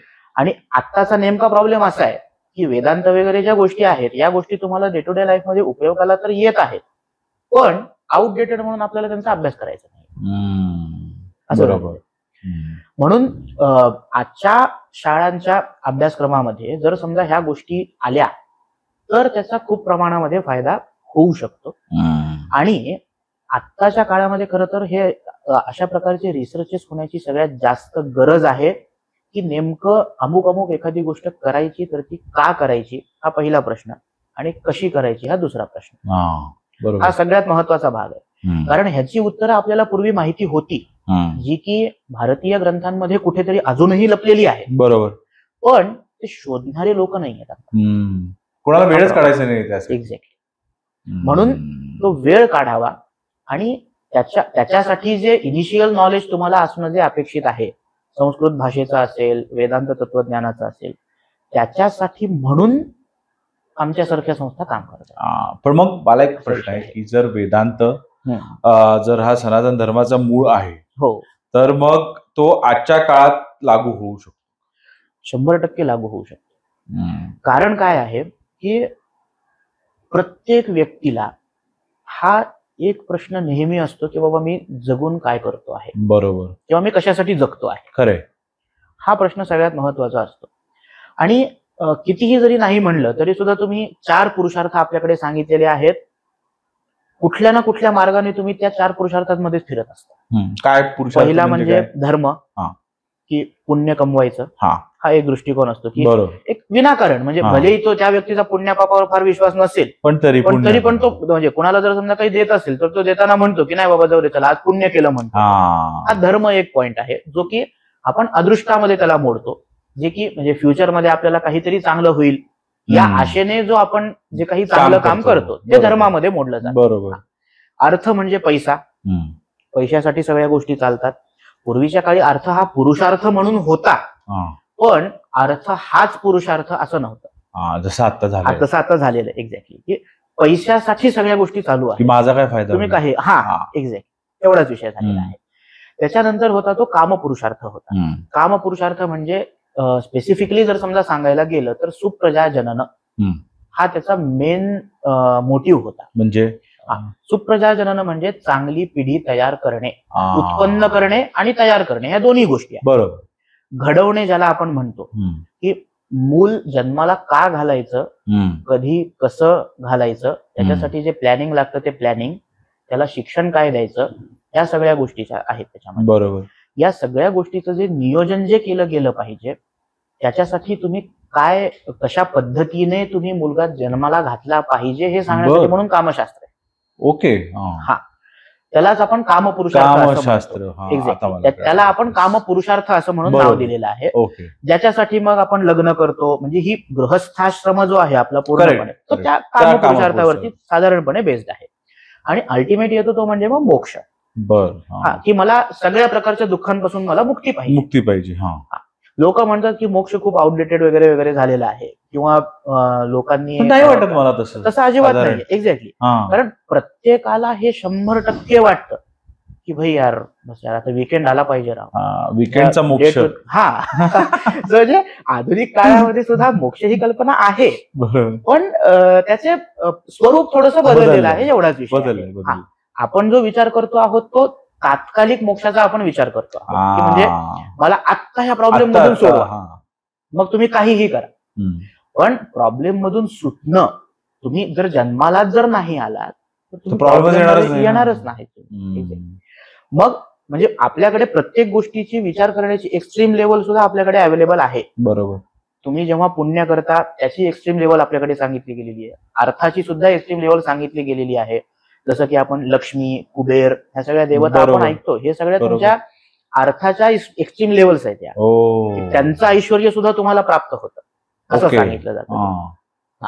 मग तिथे आत्ताचे सुद्धा जे टाटा किंवा अंबानी हे सगळे आपण जे ऐकतो नावं, बरोबर, त्यांच्या खजिन्यापैकी 1/4 भाग सुद्धा ह्यांचा नसेल.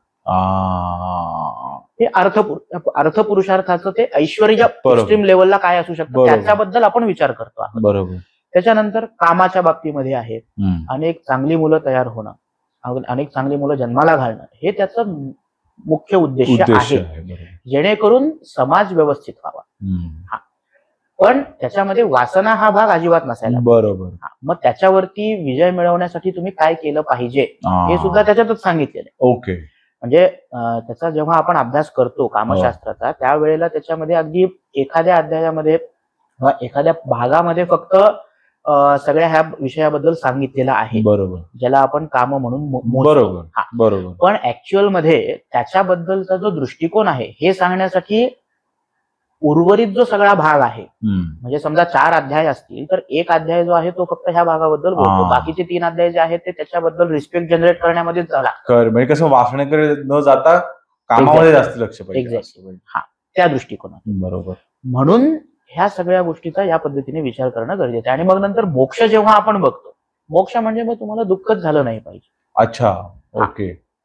म्हणजे ही गोष्ट सामान्य लोकांना कळणं खूप अवघड आहे. ह्याच्यासाठी मी एक खूप छान लॉजिक सांगतो की जेणेकरून आपल्याला जे वाटतं की जे दिसतं ते खरं असतं. पण मग असं होऊ कसं शकतं, मला तेच विचारायचं. म्हणूनच मी हे लॉजिक सांगतो. कारण काय दुःख नच होणं किंवा पण जर तुम्हाला त्याचा आनंद होतोय तर मग दुःख ही पण भावना आहे.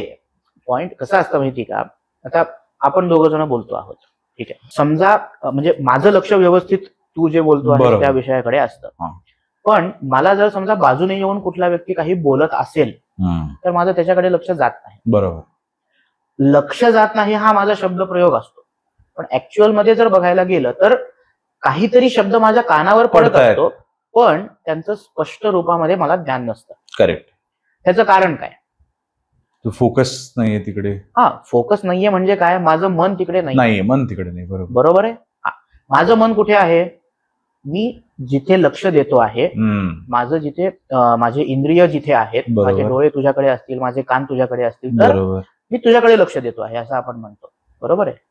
हेच ऍक्च्युअली वेदांत तुम्हाला सांगत आहे की तुमच्या मनाची एक्स्ट्रीम लेवल अशी असली पाहिजे की तुम्ही एका गोष्टीकडे जर तुम्ही फोकस्ड आहात तर त्या फोकसची लेवल अशी असायला पाहिजे की त्याच्यामध्ये इतर सब्जेक्ट तुमच्या बॉडीपर्यंत येऊन पोहोचले जरी. मी सब्जेक्ट सांगतोय बरं. बरोबर. फक्त असं नाही की जनरली कुठलाही शब्द आला आणि त्याला तुम्ही म्हणजे नाही ऐकलं, तो विषय खूप खूप स्थूल विषय झाला. तो वेदांत तुम्हाला हे सांगतो आहे की समजा तुमचा कोणी हात जरी कापून टाकला तरी सुद्धा तुम्हाला ते नाही जाणवलं पाहिजे. Hyper focus. एक्झॅक्टली. ती जी मनाची अवस्था आहे, ती जी बुद्धीची लेवल आहे, त्या लेवलला प्राप्त करणं हे वेदांत तुम्हाला शिकवतं. ओके. ओके. मग ते करण्यासाठी काय केलं पाहिजे यासाठी म्हणून मग योगशास्त्र वगैरे वगैरे सगळे शास्त्र कामाला येतात. बरोबर. बरोबर. आपण कासवाचं उदाहरण आपण ऐकतो, पण कासवाचं उदाहरण आपण नीट समजून घेत नाही. कासव जे आहे हे जेव्हा भीतीदायक वातावरण तयार होतं, बरोबर, ते सगळ्याच्या सगळ्या इंद्रियांना आतमध्ये हे करून घेतं, ते कवचामध्ये हे करून घेतं, ओढून घेतं ते. पण त्या ओढून घेतल्यानंतर काय, हा भाग पण तेवढाच महत्वाचा आहे. बरोबर. ओढून घेतल्यानंतर ते आधी वातावरणाला वगैरे अभ्यासतं, जेव्हा त्याला सुरक्षित वाटेल तेव्हाच ते परत बाहेर काढतं. तसं वेदांत तुम्हाला हे सांगतं की बाबा तुम्हाला जर दुःख नको आहे, दुःखाचा अनुभव जर तुम्हाला नको आहे, तर तुम्ही काय करा, तर तुम्ही तुमच्या मनाला अशा कुठल्या तरी एका ठिकाणी लावा की जिथे तुम्हाला दुःखाचा अनुभव आलाच नाही पाहिजे. याचा अर्थ असा नाही होत की तुम्हाला वेदना होणार नाही, तसं नसतं. ते तुम्हाला होणारच आहे, फक्त मनाला लावून घेऊ नका. एक्झॅक्टली. बरोबर. आपल्या आता मुलगा असल्यामुळे आपण गाडीचं उदाहरण आपण समजा घेतलं तर व्यवस्थित समजू शकतो. माझी गाडीवरती आपल्या पोरांचा प्रचंड जीव असतो, खूप जीव असतो. त्याला कोणी अगदी छोटासा स्क्रॅच जरी गेला तरी असं होतं की यार म्हणजे हाणू का मारू असं होतं त्या पोराला आपल्याला. पण तोच जर समजा अगदी खूप एखादा गरीब वगैरे वगैरे व्यक्ती असेल, असं नाहीये की आपल्याला दुःख होत नाही त्या गोष्टीचं, पण ठीक आहे जाऊ दे, त्याच्याकडून चुकून झालं, हा जो समजून घेण्याचा जो दृष्टिकोन असतो, बरोबर, तो दृष्टिकोन महत्त्वाचा. किंवा एखाद्याच्या बायकोनीच गाडी लावली, कसंही आणि ती लागताना घासली, काहीही होऊ शकतं, कसं दुःख करू नये त्या गोष्टीवर. खरंय खरंय.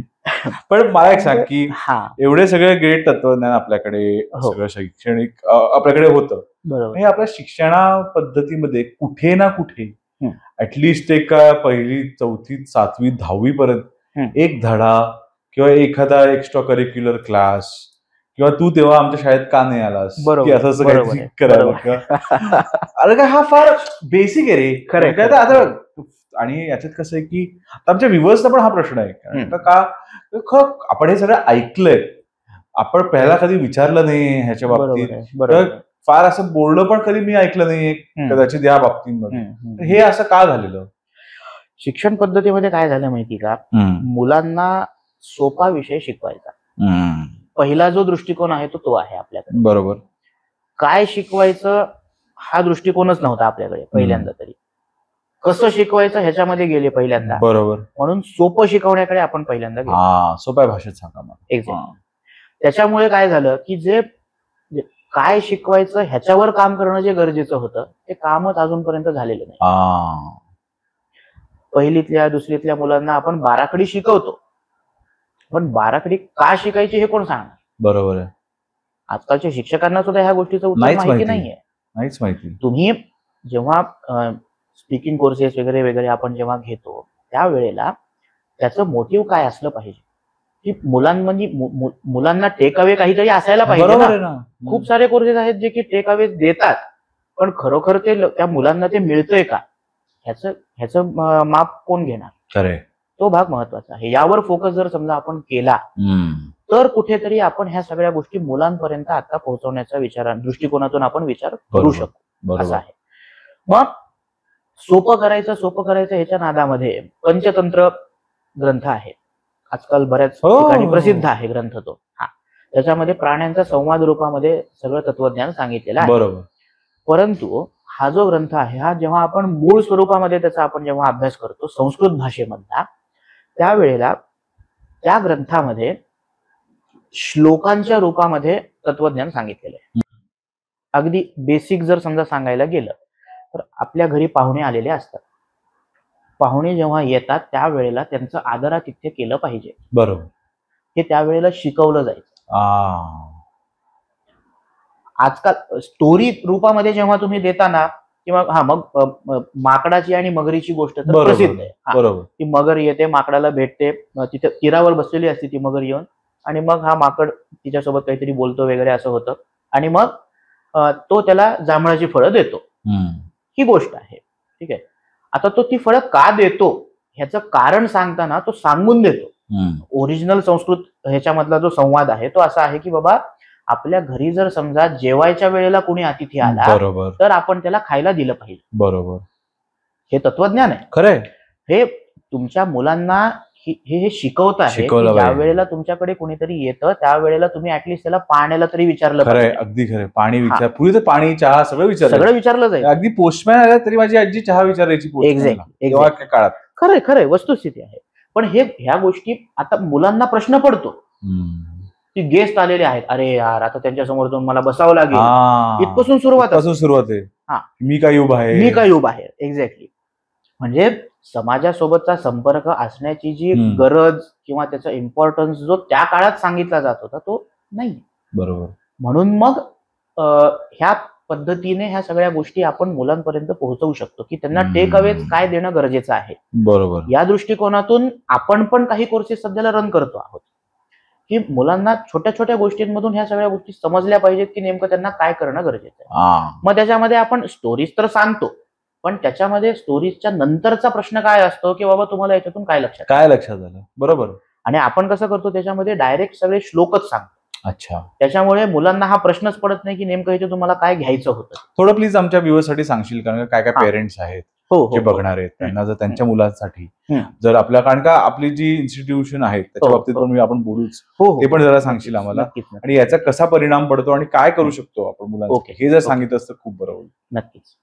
सो बेसिकली असं आहे की कंपनीचं नाव जे आहे ते गिरवाण पीठ असं आहे. ओके. हा.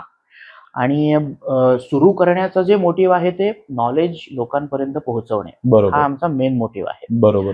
पण हे नॉलेज पोहोचवत असताना लहान मुलांच्या पासून आम्ही सुरुवात करतो आहोत आणि वृद्धांपर्यंत नॉलेज ट्रान्सफर झालं पाहिजे असं.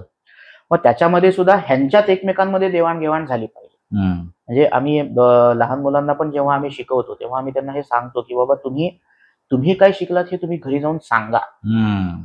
आणि पेरेंट्सला सुद्धा आम्ही हे सांगतो की तुम्ही जे काही शिकत आहात ते मुलांच्या लाईफमध्ये कुठे कसं अप्लाय केलं जाऊ शकतं हे तुम्ही त्यांना शिकवा. बरोबर. थोडंसं त्यांना जाऊ दे, हार्ड टाइम ज्याला आपण म्हणतो त्याच्यामधून त्यांना थोडंसं जाऊ द्या. बरोबर. म्हणजे त्यांना लक्षात येईल की ह्या गोष्टीची व्हॅल्यू एक्झॅक्टली काय आहे. अगदी करेक्ट. असं मग आपण त्याच्यामध्ये महाभारत वगैरे ह्याच्यामध्ये जे कॅरेक्टर्स आहेत, भीमाचं कॅरेक्टर आहे समजा, आता भीम माहिती सगळ्यांना आहे पण छोटा भीम माहिती आहे. भीमाने मोठा झाल्यानंतर काय केलेलं होतं बरोबर हे खूप कमी लोकांना माहिती आहे. तसंच मग अर्जुन आहे, कृष्ण आहे, हे प्रसिद्ध जे कॅरेक्टर्स आहेत किंवा जे अजूनही म्हणावं तसं प्रकाश झोतात आलेले नाहीयेत, म्हणजे अजून आउट ऑफ फोकस जे कॅरेक्टर्स आहेत महाभारतातले, रामायणामधले, बरोबर, या सगळ्या कॅरेक्टर्सला एकत्र करून त्यांच्या काही स्टोरीज तयार ठेवल्या आहेत. बरोबर. आणि त्या स्टोरीजच्या द्वारा त्यांनी काय मेसेज समाजापर्यंत पोहोचवला. बरोबर. जसं आपण दानशूर करणं हे आपण म्हणतो, पण स्टोरी सांगून झाल्यानंतर आपण जर समजा मुलांना दान करायला लावलं तर तुम्ही बघा काय परिणाम होतोय त्या मुलांवरती. बरोबर. भलेही त्या वस्तू आम्ही त्यांना देऊ, बरोबर, पण तुम्ही त्या गोष्टी जर समजा मुलांकडून दान द्यायला लावायचं की जेणेकरून मुलांना लक्षात येईल की नेमकं आपण काय दिलं, आपण दिल्याचं महत्व काय असतं. बरोबर. किंवा दिल्यानंतर जो घेणारा असतो त्याच्यावरती काय परिणाम होतो त्या सगळ्या गोष्टींचा. जसं की आता अनाथालय वगैरे भरपूर असतात. बरोबर. आजही काही लोक आहेत जे त्यांच्या मुलांचा वाढदिवस अनाथालयामध्ये साजरा करतात. बरोबर आहे. त्याच्यामुळे काय होतं, त्यांच्या मुलांना ह्या गोष्टीची जाणीव राहते, ह्या गोष्टीचं महत्व समजतं की बाबा आपण दान का केलं पाहिजे. याच्याने काय होतंय, आपण दान नावाचा जो कॉन्सेप्ट आहे आपल्या वेदांतामध्ये सांगितलेला, हा सगळा विषय वेदांतामध्ये विविध पद्धतीने सांगितलेला, तो कॉन्सेप्ट आपण लोकांपर्यंत पोहोचवतो. असेच अजून कितीतरी विषय आहेत. फॉर एक्झाम्पल दया आहे. तुम्ही दया करायला शिकवा मुलांना तुमच्या. दया करायला जर नाही शिकवली तर उपयोगाचं नाहीये. बरोबर. नाहीतर ते मर्सिलेस होऊन जातील भविष्य काळामध्ये. आई वडिलांवरती सुद्धा दया करणार नाहीत, ते आत्ताच दया करत नाहीत. तो पण भाग आहे. आणि टेक्नॉलॉजी, मोबाईल, याच्यामुळे पण मुलांना फार परिणाम पडतो. एका मुलाच्या बर्थडे पार्टीला गेलेलो, जेव्हा मित्राचे कुठल्या तरी रिलेशनशिप मध्ये प्रत्येक मुलाकडे 10 खेळणी होती. बरोबर. हा, पण तरी त्याच्यात संतुष्टता नव्हती. प्रत्येकाला दुसऱ्याचं खेळणं पाहिजे होतं. खरंय. म्हणजे आता एवढी खेळणी, आता 10 मुलं असतील तर 100 खेळणी होती. बरोबर. तरी त्यांना त्यांच्याकडे जे आहे ते नको होतं, दुसऱ्याकडे हवंय तेच पाहिजे होतं. आणि त्यात तरी ते हे, आय थिंक जे तू म्हणतोयस त्याला खूपच व्हॅल्यू आहे. एक्झॅक्टली. कारण वेदांत तुम्हाला मेनली हीच गोष्ट सांगतो की तुम्ही आधी देऊन तर बघा. बरोबर. तुम्हाला तो अनुभव तर घ्या तुम्ही, थोडासा का होईना, खरंय, कुठेतरी. कारण ह्याचं वैशिष्ट्यच असं आहे की जेव्हा थोडी जरी तुम्हाला गोडी लागली ना ह्या गोष्टीची, इंटरेस्ट जनरेट होण्यापर्यंत फक्त थोडासा वेळ लागतो. तो जर समजा लागला ना, तुमचा मुलगा प्रयत्न करून सुद्धा स्वतःला वेदांताच्या अभ्यासापासून थांबवू शकणार नाही. हे मी लिहून देऊ शकतो. कारण आता जस्ट मी 10वीच्या मुलाला मी शिकवतो आहे. आता तो माझ्याकडे वेदांतामध्ये पंचदशी पर्यंत तो शिकलेला आहे आणि आता पंचदशी चालू आहे त्या मुलाची. पंचदशी हा वेदांतामधला जे बेसिक पासून जेव्हा आम्ही क्लिअर करत जातो त्यावेळेला तो 3रा 4था वगैरे ग्रंथ येत होतो. सो पहिले 2 ग्रंथ त्याचे झालेले आहेत. आता त्याची कंडिशन अशी असते की म्हणजे गुरुजी क्लास कधी घ्यायचा. तो 10वीतला मुलगा आहे. 10वीतल्या मुलाचं इंटेलेक्च्युअल लेवल काय असेल, बरोबर, की तो वेदांत शिकून त्याच्यामध्ये इंटरेस्ट जनरेट करून तो आता त्या सगळ्या गोष्टीला त्याचं महत्वाच्या वगैरे बाबतीमध्ये तो प्रचंड आहे. आणि शाळेमध्ये सुद्धा म्हणजे अगदी इंटरनॅशनल स्कूलमध्ये शिकतो तो मुलगा. अच्छा. हा, एवढं करून ह्या सगळ्या गोष्टी तो कम्प्लीट करतो. बरोबर. एक प्रश्न आला मला, वेदांत कोण शिकू शकतं आणि कोणाकडे शिकावा? कारण का आता मला पण जर इंटरेस्ट आहे, बरोबर, मी शिकू शकतो का बाबा? 100%. ओके. वेदांत शिकण्यासाठी काहीही क्रायटेरियाची गरज नाहीये. बर. कारण असं आहे की हे ज्ञान आहे हम्म. आणि ज्ञान हे सगळ्यांपर्यंत पोहोचणं महत्वाचा भाग असतो. बरोबर. दुसरी गोष्ट म्हणजे कोण शिकवू शकतं, हम्म.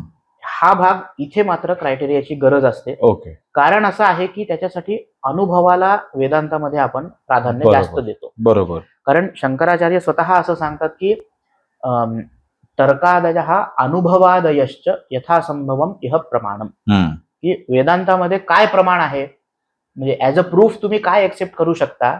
हम्म. तर म्हणतात लॉजिक्स किंवा तुमचे तर्क वगैरे जे आहेत, लॉजिक वगैरे जे तुम्ही वापरता ते ठीक आहे. हम्म. तुम्हाला वेद उपनिषदांमधून तुम्हाला हे सांगितलेलं आहे, हा पण भाग ठीक आहे. बरोबर. त्याला योग्य साजेसं तुम्हाला लॉजिक मिळालं, तो पण भाग ठीक आहे म्हणतात. हम्म. पण अनुभव कुठे आहे, बरोबर. तो महत्वाचा भाग. नुसती पोपटपंची नको. काही कामाची नाही. कारण ह्याच्यामध्ये ती मजाच मुळामध्ये अनुभवात आहे. बरोबर. जोपर्यंत तुम्ही ते एक्सपिरियन्स करत नाही तोपर्यंत तुम्हाला त्या गोष्टीची आवडही निर्माण होऊ शकत नाही. आणि डॉट्स कनेक्ट करणं हा जो आपण पॉइंट म्हणतो, करेक्ट, की यार योगशास्त्र मी आज वाचत होतो आणि त्याच्यामध्ये समाधी हा विषय या पद्धतीने सांगितलं. बरोबर. बरोबर. ज्या व्यक्तीला त्याचा अनुभवच नाहीये त्याला माहिती नाही समाधी बद्दल स्टेट काय आहे. एक्झॅक्टली, तो काय बोलणार समाधी स्टेट बद्दल. म्हणून ज्याला अनुभव आहे त्यानेच वेदांत शिकवावा, हा पॉइंट आहे. बरोबर. आता ह्याच्यामध्ये परत असाही प्रश्न एक येऊ शकतो की बाबा मग पूर्ण ब्रह्मतत्वाचा अनुभव किंवा पूर्ण मुक्त झालेला व्यक्ती असं सापडणं अवघड आहे. बरोबर. हा, कारण तेवढा अनुभव आलेला तेवढा शिकवेल तरी कशाला. एक्झॅक्टली. तर त्याचं उत्तर असं आहे की सगळ्याला सगळ्या गोष्टी कळतात असं नसतं. पॉइंट इज की याच्यामधल्या एका भागाचं ज्ञान जरी तुम्हाला असेल तर तुम्ही तेवढा एक भाग शिकवण्याचे अधिकारी असतात. अच्छा. हा, म्हणून राजा जनक जो आहे त्याच्याकडे म्हणजे ही गोष्ट उपनिषदांमध्ये सांगितली जाते की जनक राजाच्या दरबारामध्ये खूप सारे ज्ञानी लोक होते. ठीक आहे. आणि त्यांच्यामध्ये मग चर्चा जेव्हा सुरू झाली त्यावेळेला मग मी या लेवलच्या ब्रह्मतत्वज्ञानाला जाणतो. मग शरीर, आत्ताच्या भाषेमध्ये सांगायला गेलं तर मी शरीर म्हणजे ब्रह्म आहे हे मी जाणतो, असं एक पंडित म्हणला. दुसऱ्या पंडितानं सांगितलं की नाही, शरीर तर नष्ट होणार आहे. मग उपनिषदांमध्ये ब्रह्मतत्व कधीही नष्ट होत नाही असं सांगितलेलं आहे. बरोबर. मग नेमकं शरीर ब्रह्मतत्व आहे का नाही? मग नाहीये, कारण ते नष्ट होतं. आता इथे क्लिअर झालं, सगळ्यांना सभेमधल्या सगळ्या लोकांना ती गोष्ट एक्सेप्ट झाली. मग नेक्स्ट लेवल, मग आता नेमकं ब्रह्मतत्व म्हणजे काय हा विचार परत सुरू झाला. असं मग आतमध्ये गेल्या थोडं अजून सूक्ष्मामध्ये विचार करायला गेल्यानंतर मग मन म्हणजे ब्रह्म आहे असा विषय झाला. मग प्राण म्हणजे ब्रह्म आहे, मग बुद्धी म्हणजे ब्रह्म आहे. या लेवलला त्या लोकांनी विचार केला, पण विचार करत असताना त्यांना त्या लेवलला ब्रह्मतत्व आहे हा अनुभव होता. बरोबर. अनुभव होता म्हणून ते त्या लेवलला विचार करू शकले. आणि विचार करून त्यांनी हा निर्णय पण केलेला आहे की हे म्हणजे ब्रह्म नाहीये, हे म्हणजे ब्रह्म नाहीये, हे म्हणजे ब्रह्म नाहीये असं. पण ज्याला अनुभवच नाहीये त्या व्यक्तीने मात्र ह्याच्यावरती विचार करू शकत नाही. मग त्या चर्चेमध्ये असं पण एक वाक्य आढळतं की एक व्यक्ती असतो, तो स्पष्टपणे सांगतो की बाबा अमुक अमुक पदार्थ म्हणजे ब्रह्म आहे हे मला माहिती आहे, पण तू जे ब्रह्म सांगतोयस ते मला माहिती नाही. ओके. म्हणजे काय आहे तर गुरूंच्या मध्ये सुद्धा अधिकार असतो, पण अधिकार हा त्याचाच असतो जो अनुभवी व्यक्ती आहे. बरोबर. गुरु कुणी बनावं, ज्याला अनुभव आहे त्याच व्यक्तीने गुरु बनावं. आणि ह्याच्याने काय कसं असतं, आपण जेव्हा अल्टिमेट गुरु जेव्हा आपण बघतो जो मुक्त झालेला आहे, बरोबर, मुक्त झालेल्या व्यक्तीमध्ये वेदांत शास्त्र असं सांगतं की त्याच्यामध्ये कर्तुम, अकर्तुम आणि अन्यथा कर्तुम सुद्धा सामर्थ्य असतं. बरोबर. म्हणजे काय तर कर्तुम म्हणजे जे घडत आहे त्याला घडवण्याची शक्ती त्याच्यामध्ये असते. अकर्तुम म्हणजे जे घडू शकतं त्याला न घडू देण्याची सुद्धा शक्ती त्याच्यामध्ये असते. आणि अन्यथा कर्तुम म्हणजे जे असं घडू शकतं त्याला तसं घडवण्याची सुद्धा शक्ती त्याच्याकडे असते. अच्छा. गुरु शिष्याचं प्रारब्ध बदलू शकतो, ही जी पॉवर असते. कर्मासोबत खेळ करणे आपण ह्याला म्हणतो. बरोबर. कर्मामध्ये बदल करणे, कर्माने कुठल्या कर्माने कधी फळ द्यावं, या सगळ्या गोष्टीमध्ये फेरफार करण्याचं जे सामर्थ्य आहे, ती जी पॉवर आहे ती पॉवर त्या गुरुकडे असते, जो की जीवनमुक्त असतो. बरोबर. हा, पण प्रत्येकामध्ये तेवढी पॉवर नसते. पण आपण जसं आता विद्यागुरु वगैरे आपण जसं बघतो की ज्याच्याकडून मी अमुक अमुक एखादा विषय शिकलो, ते माझे गुरु, ठीक आहे, पण तो एक्सपिरियन्स असला पाहिजे, कारण त्याच वेळेला तो त्या विद्यार्थ्याला 100% नॉलेज डिलिव्हर करू शकतो. बरोबर. अन्यथा नाही. करेक्ट. कारण का हाच माझा प्रश्न, एक शेवटचा प्रश्नच आहे आपला, की जसं आता आपण बघतोय की आता बदलत्या काळामध्ये डिप्रेशन, सायकोलॉजिस्टकडे जाणं, म्हणजे मनाला कसं आपण आता शांत करू शकतो काय, कारण का हा आजकाल खूप मूळ एक ज्वलंत विषय आहे. बरोबर आहे. तर वेदांत यासाठी पण हेल्प करू शकतो 100%. म्हणूनच आपण जो उपनिषदांचा कोर्स आपण जो घेतो, त्या उपनिषदांच्या वर्गामध्ये आपण भारतीय मानसशास्त्र, योगशास्त्र आणि वेदांत या तिघांना एकत्रित करून आपण तो कोर्स डेव्हलप केलेला आहे. आणि मेजर फोकस जो आहे की तुम्ही म्हणजे आपला जो 2 महिन्याचा जो कालावधी असतो वर्गाचा, त्याच्यामध्ये आपण असं अजिबात नाही की ह्याच्यामध्ये एवढा सिलेबस आपल्याला कंपल्सरी कम्प्लीट करायचाच आहे आणि मग आम्ही हे या स्पीडने जाणार वगैरे, असं अजिबात असं नाही. त्याच्यामध्ये आम्ही 100% ह्या गोष्टीची खात्री करतो की आम्ही जे शिकवतो आहोत ते त्यांना समजत आहे का नाही. समजत असेल तर ते नेमकं कुठल्या लेवलला समजतंय.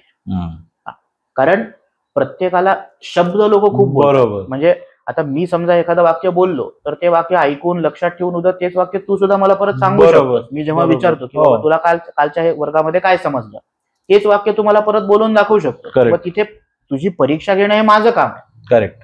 की नेमकं कुठल्या लेवलला समजलेलं आहे. नुसते ही पोपटपंची नाहीये, पण हे समजून बोलत आहे. एक्झॅक्टली. मग ते जे अंडरस्टँडिंग आहे समोरच्या व्यक्तीचं, ते कुठल्या लेवलला आहे हे समजण्यासाठी म्हणून मग चर्चासत्र पण आपल्या त्याच्यामध्ये असतात. ओके. असं होतं. मग त्याच्यामध्ये सायकोलॉजिकली किंवा त्याने योगशास्त्राच्या दृष्टिकोनातून जर समजा त्याचा काही अभ्यास असेल, मग ते कुठल्या भागासोबत जोडलं जाऊ शकतं. कारण कसं असतं, प्रत्येक गोष्ट ही तुमच्या आयदर तुम्ही शरीरासोबत जोडता नाहीतर तुमच्या मनासोबत जोडता. बरोबर. या 2 गोष्टी असतात. बरोबर. वेदांत ह्याच्या पुढेही जाऊन अजून एक लेवल सांगितली जाते वेदांतामध्ये, ती म्हणजे की अहंकारासोबत जोडणे. माणसाला जोडायचीच सवय असते नेहमी. बरोबर. कुठल्या ना कुठल्या गोष्टीसोबत तो नेहमी स्वतःला जोडतच असतो. मी आता इथे आलो, मला वातावरण वगैरे आवडलं, वा किती छान वाटतंय मला, लगेच कनेक्ट करून घेतलं. बरोबर. मी बाहेर गेलो उद्या, तिथे त्या लोकांच्या सोबत, त्या परिसरासोबत मी तिथे स्वतःला जोडून घेतो, कनेक्ट करतो. पण जर मी एखाद्या विशिष्ट ठिकाणी काही जास्त वेळापर्यंत जर राहिलो तर तिथे मी काय करतो, तिथे मी त्याला डायरेक्ट माझ्या अहंकारासोबत जोडून घेतो.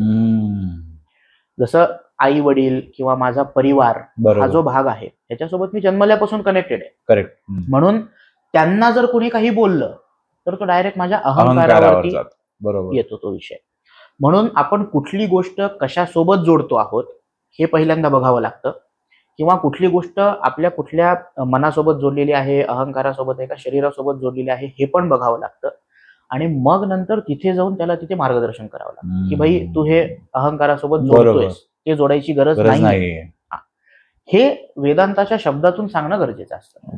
असं म्हणून त्या पद्धतीने आपला तो संपूर्ण वर्ग जो आहे हा या दृष्टिकोनातून लोकांपर्यंत आपण पोहोचवतो. म्हणून त्याच्यामध्ये आपण सायकोलॉजी आणि योगशास्त्र, वेदांत ह्या तिघांचंही एकत्रीकरण करून आपण हा कोर्स सेपरेटली त्या गोष्टींसाठी म्हणून डेव्हलप केलेला आहे. अमेझिंग.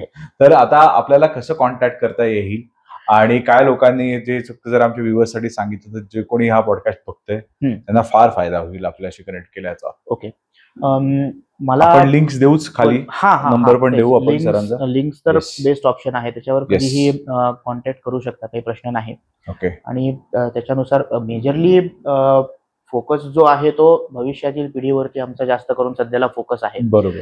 कारण जे सगळे नॉलेजेबल लोक आहेत हे वयोवृद्धांच्या पर्यंत सध्याला प्रचंड या सगळ्या गोष्टी पोहोचलेल्या पण आहेत आणि त्यांना बऱ्यापैकी नॉलेज पण आहे. बरोबर. पण भारतातील भविष्यातील पिढी घडवण्याच्या दृष्टिकोनातून आपल्याला जास्त करून तरुणांपर्यंत पोहोचणं हा भाग महत्वाचा आहे. सो म्हणून माझा सगळ्या तरुणांना हे विशेषपणे आवाहन आहे की तुम्ही शक्य तितक्या जास्तीत जास्त प्रमाणामध्ये कनेक्ट करू शकता, कारण ह्याच्या एवढं प्रचंड महत्व आहे ह्या सगळ्या गोष्टींचं.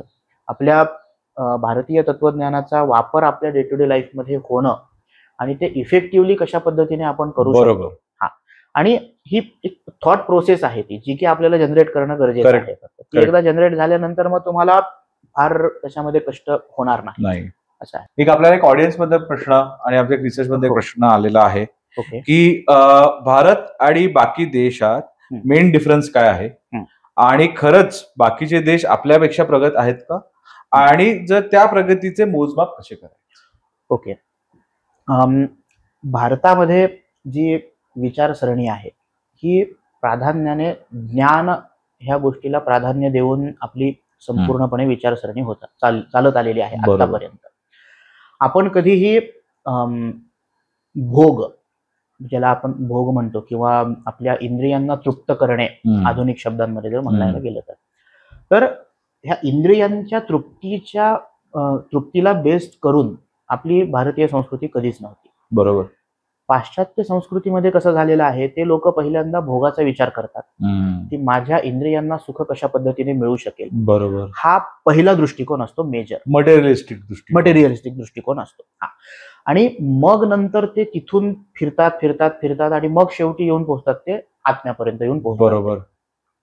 भारताकडे पूर्वी जे तत्वज्ञान होतं हे आपण जसं मगाशी म्हणालो की कमर्शियलायझेशन तेवढं झालेलं नव्हतं. आपण नेहमी नॉलेज फोकस्ड लोक होतो पहिल्यापासूनच. पण त्या नॉलेजचं सुद्धा त्याचं जे एवढं इनडेप्थ नॉलेज आपल्याकडे त्यावेळेला होतं की मंत्रांची एनर्जी कशा पद्धतीने काम करते, ह्या सगळ्या गोष्टीचा जो विचार आपण त्या लेवलला केलेला होता, तो सगळ्याच्या सगळा विचार हे पाश्चात्य लोक त्यांचं जेव्हा आक्रमण वगैरे झालं तेव्हा हे तिकडे घेऊन गेले. असं झालेलं आहे. तिकडे घेऊन गेले आणि त्यांचा जो मटेरियलिस्टिक दृष्टिकोन जो आहे तो आपल्याकडे सुरू झाला. असं झालेलं आहे. बरोबर. आणि त्याच्यामुळे आपल्याकडच्या लोकांना ती गोष्ट खूप नवीन होती आणि म्हणून अर्थात नव्याचे 9 दिवस असतात, त्याचं आकर्षण असतं. बरोबर. आणि त्या आकर्षणामुळे आपल्याला ती गोष्ट जास्त आवडायला लागली. असं झालं. आणि तसं मी म्हणालो की आपण प्रश्न विचारत होतो की हे का करायचं, ते का करायचं, ते का करायचं, पण उत्तर देणारं त्या काळामध्ये कोणी नव्हतं. आणि ते उत्तर देणारं अवेलेबल नसल्यामुळे म्हणून मग ह्या गोष्टींना सोडून द्यायचं असा विषय झाला. बरोबर. पण प्रगतीच्या दृष्टिकोनातून जेव्हा आपण विचार करतो की प्रगतीचं नेमकं मोजमाप आपण कशावरून ठरवू शकतो, की नेमकं भारताबाहेरील देश जास्त प्रगत आहेत की भारत जास्त प्रगत आहे, हा जो प्रश्न येतो त्याच्यामध्ये भारताबाहेरील देश जे आहेत ह्या देशांच्या प्रगती नेमकी आर्थिक दृष्टिकोनातून मोजायची करेक्ट का ज्ञानाच्या दृष्टिकोनातून? बरोबर. हा विचार खूप महत्वाचा आहे. कारण जेव्हा आपण आर्थिक दृष्टिकोनातून विचार करतो त्यावेळेला तिथे ज्ञानाचं महत्व काहीही उरत नाही. जसं आपण म्हणतो की लक्ष्मी आणि सरस्वती एका वेळेला एका ठिकाणी राहू शकत. पण भारत हा एकमेव देश असा होता ज्याच्यामध्ये लक्ष्मी आणि सरस्वती ह्या दोघीही जणी व्यवस्थित एका ठिकाणी राहू शकत होत्या. बरोबर. आजही कितीही फॉरेनचे लोक जरी असले तरी सुद्धा त्यांना आपल्या तत्वज्ञानाचा एक्सपिरियन्स जर घ्यायचा असेल तर त्यांना भारतातच यावं लागतं. खरंय. म्हणून ते आज सुद्धा हे लोक ऋषिकेश, केदारनाथ किंवा गोकर्ण यासारख्या ठिकाणांवरती हजारो लाखोच्या संख्येने फॉरेनर्स येतात आणि तिथे येऊन ते लोक काहीच नाही करत बरं का, अनुष्ठान करतात ते लोक प्रॉपर. बरोबर. तुम्ही रोज सकाळी मेडिटेशन करतात, प्राणायाम करतात, योगासनं करतात आणि म्हणतात आम्ही काहीतरी अनुभव घेऊन जातो. मग एक्झॅक्टली त्यांना असं इथे काय मिळतंय की जे त्यांना त्यांच्या देशामध्ये ती गोष्ट त्यांना मिळू शकत नाहीये? हा महत्वाचा भाग आहे. बरोबर. म्हणून प्राधान्याने जेव्हा आपण भारत सोने की चिडिया थी हे जे आपण म्हणतो ते आपलं नेमकं ऐश्वर्य काय होतं हा जर प्रश्न विचारला गेला तर ज्ञान तर आपल्याकडे भरपूर होतच, पण त्याच्यासोबत आपल्याकडे अनुभव सुद्धा होता. करेक्ट. जो की त्या काळामधल्या परंपरेमध्ये आपण तो तोंडाने सांगितला जायचा, गुरुकडून शिष्याला वगैरे अशा पद्धतीमध्ये असायचं.